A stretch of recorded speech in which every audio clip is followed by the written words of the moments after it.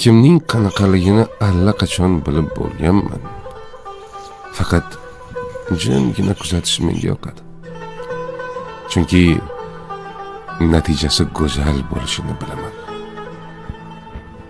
Chunki men Robbimga tavakkal qilganman.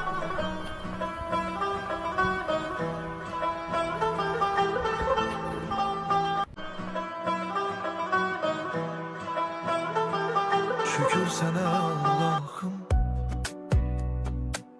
bugünüme sabahıma. Yüreğimde bir ümit var, sen bakırsan halımıza. Şükür sana Allah'ım, yolumu düz saxla her an. Kalbim yorulsa da bazen